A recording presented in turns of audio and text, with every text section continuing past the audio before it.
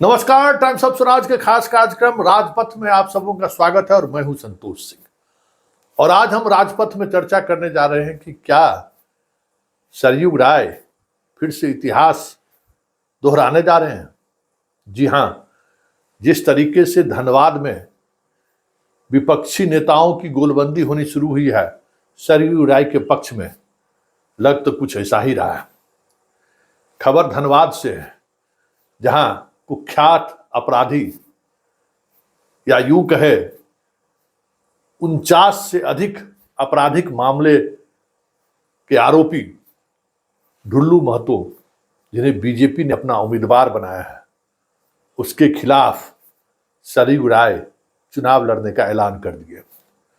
और उनके ऐलान करते ही जिस तरीके से दाऊद के गुर्गे दुबई से सरयू राय को जान से मारने की धमकी दिया, उसके साथ ही यूं कहें तो ठीक जमशेदपुर वाली फिजा बननी शुरू हो गई है।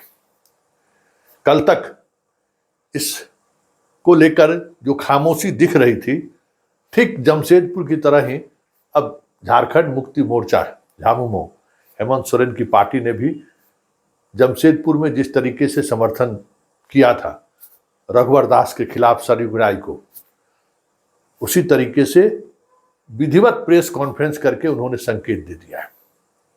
इतना ही नहीं, आज बिहार के राजद के एक बड़े नेता सरयू राय से संपर्क साधे हैं और उन्होंने भी कहा है, आप लड़िए, हम आपको खुलकर मदद करेंगे जमशेदपुर की तरह।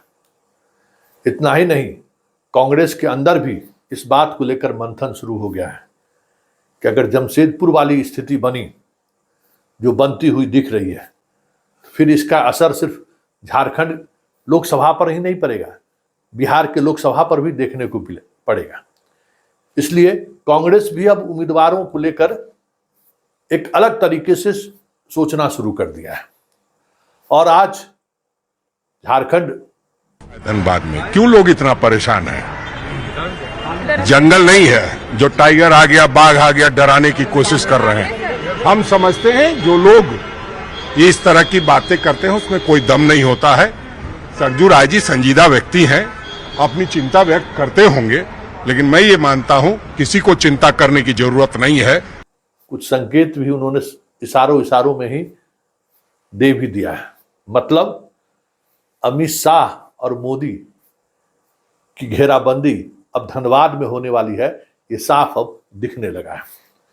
अब देखना यह है कि इस पूरे नैरेटिव को सरयू राय जमशेदपुर में जिस तरीके से नैरेटिव बनाने में वो कामयाब हुए थे, उस तरीके से नैरेटिव सेट करने में कामयाब होते हैं कि नहीं, ये देखने वाली बात होगी।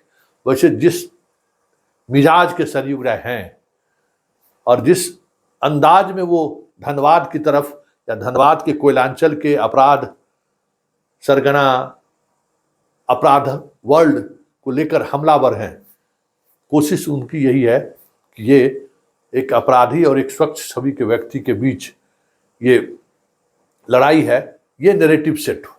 वैसे धनबाद का चरित्र भी रहा है कि रणधीर वर्मा जो वहाँ शहीद हुए थे, तो उनकी शहादत के बाद उनकी पत्नी को कई बार वहाँ के लोगों ने सांसद बनाया और पूरी कीमत अदा की धनबाद की जनता ने सरयू रणधीर वर्मा के शहादत पर।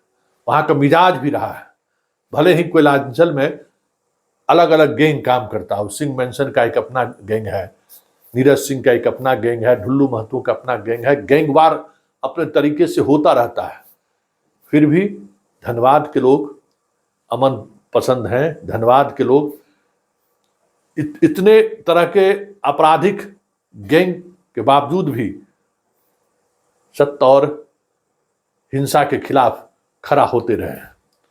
इसलिए अब देखना यह है कि कांग्रेस कब क्या फैसला लेती है, और ये भी देखने वाली बात होगी कि सरयू राय इसको किस तरीके से जमशेदपुर के चुनाव की तरह इसको नेशनल नैरेटिव बना सेट करने में कामयाब हो जाते हैं।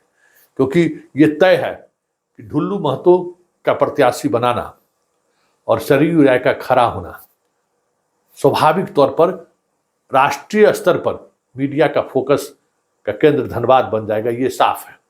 क्योंकि सरयू राय का जो संघ के अंदर का जो नेटवर्क है, संघ के लोग उस बार भी उनके साथ थे और इस बार भी संघ के लोग उनके साथ रहेंगे, ये भी साफ दिख रहा है।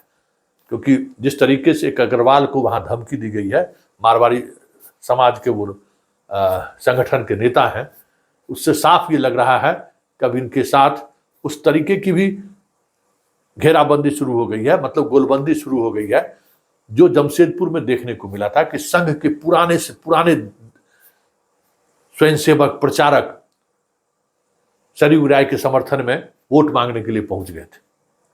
कुछ ऐसा ही नजारा धनबाद के पिच पर भी आपको दिखने को मिले तो कोई बड़ी बात नहीं होगी। देखिए अब आगे आगे होता है क्या, लेकिन इतना तय है कि सरयू राय ने जिस तरीके से गोलबंदी शुरू की है, घेराबंदी शुरू की है, ऐसे में शाह और मोदी के लिए धनबाद